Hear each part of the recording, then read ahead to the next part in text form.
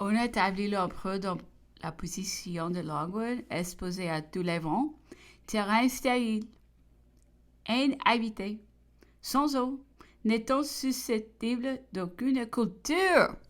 Il y a une enceinte d'environ 1203 inculte à 11 ou 1203 sur une mamelon. On a établi un camp. On vient d'en placer une autre à peu près à la même distance, dans une direction opposée, des sortes qu'au milieu de la chaleur du tropique, de quelques côtés qu'on regarde, on ne voit que des camps. L'amiral Malcolm, ayant compris l'utilité dans cette position, une tente serrée pour l'empereur.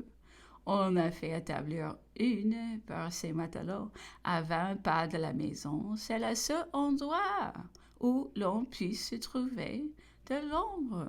Toutefois, l'empereur n'a lieu que d'être satisfait de l'esprit qui anime les officiers, les soldats du brave 53e, comme il avait été de l'équipage du Northumberland. La maison de Longwood a été construite pour servir de grange à la ferme de la compagnie depuis le sous-gouverneur de l'île. Il a fait établir quelques chambres. Elle lui servait de maison de campagne, mais elle n'était en rien convenable pour une habitation.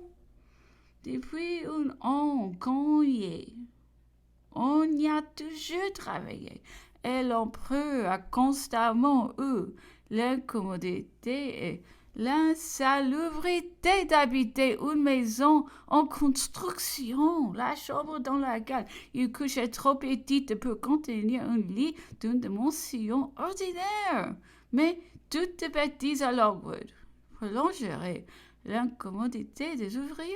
Cependant, dans cette misérable île, il existe de belles positions offrant des beaux arbres, des jardins et d'assez belles maisons, entre autres Plantation House, mais d'instructions positives du ministère vous interdisant de donner cette maison, ce qui épargnait beaucoup de dépenses employées à bâtir à Longwood des cahutes couvertes de papier goudronné et qui déjà sont hors de service.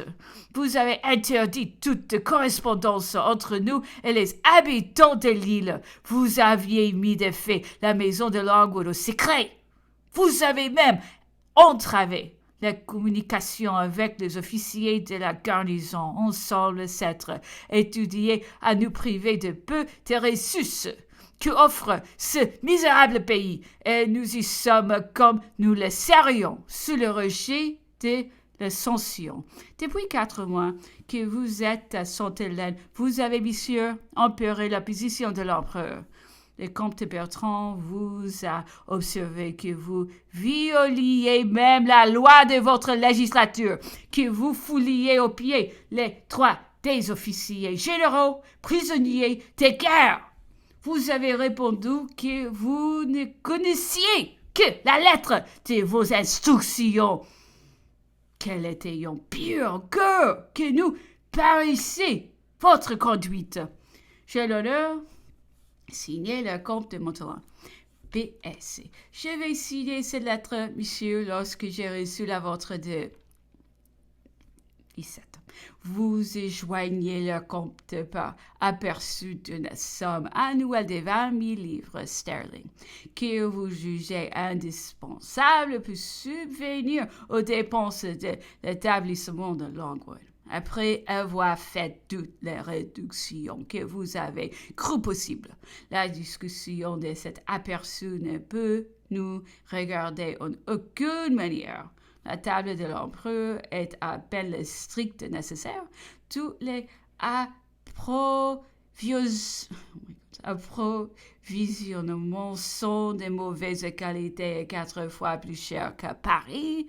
Vous demandez à l'empereur un fonds de 12 1000 livres sterling. Vous, gouvernement, ne vous allouant que 8000 livres sterling pour toutes ces dépenses. J'ai eu l'honneur de vous dire que l'empereur n'avait pas de fonds, que depuis un an, on n'avait reçu ni écrit aucune lettre et qu'il ignorait complètement tout ce qui se passe ou a pu se passer en Europe. Transporté violemment sur ce rocher à 2000 lieues sans pouvoir recevoir ou écrire aucune lettre. Il se trouve aujourd'hui entièrement à la discrétion des agents anglais. L'empereur a toujours désiré et désire pouvoir lui-même à toutes ses dépenses quelconques, et il le fera aussitôt que vous la lui rendrez possible en levant l'interdiction faite aux négociants de l'île de servir sa correspondance et qu'elle ne sera soumise à aucune inquisition de votre part ou aucun de vos agents.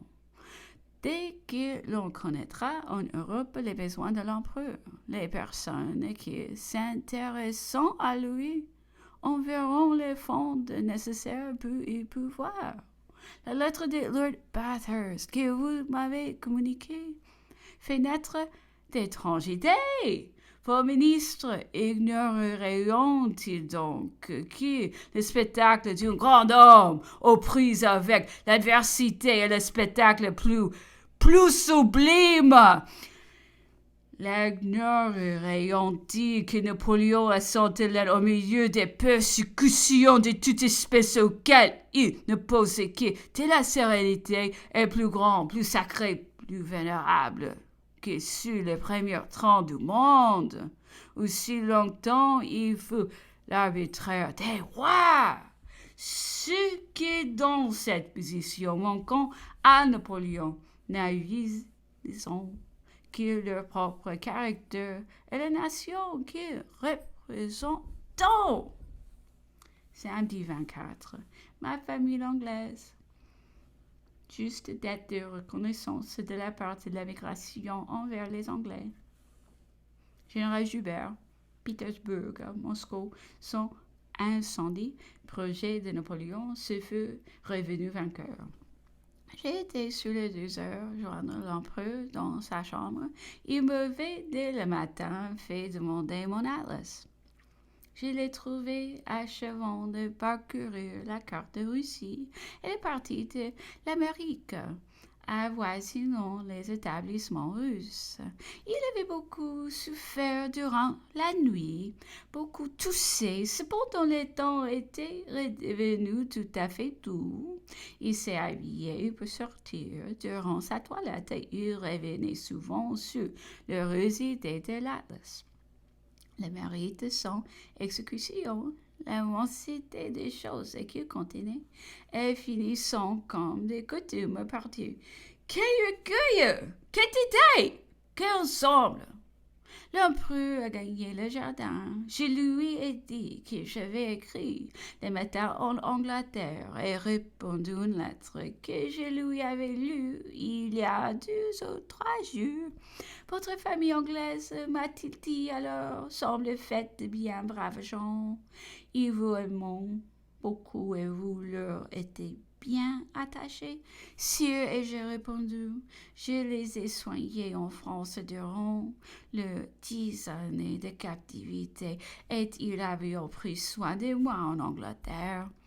Durant mes 10 années d'émigration, c'est désormais entre nous tout à fait l'hospitalité des anciens.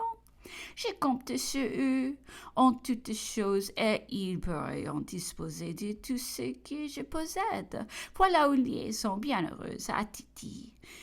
Qui est-ce qui vous l'a procurée? Comment est-elle venue? Je lui ai fait alors l'histoire de ma connaissance avec cette famille.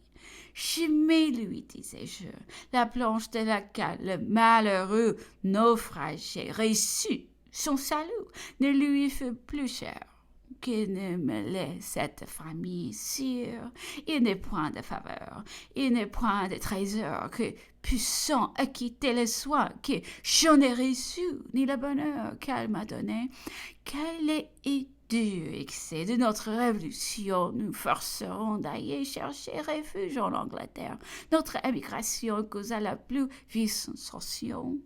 L'arrivée des tant illustres exilés, leur fortune passée, leurs affreuses conditions présentes, occuperont tous les esprits, rempliront tous les sentiments. Il en fut question dans les assemblées politiques, dans les églises, dans les cercles, dans les ménages. Cette catastrophe réunit toute la classe, excita toutes les sympathies. Une foule généreuse et sensible s'empressa autour de nous.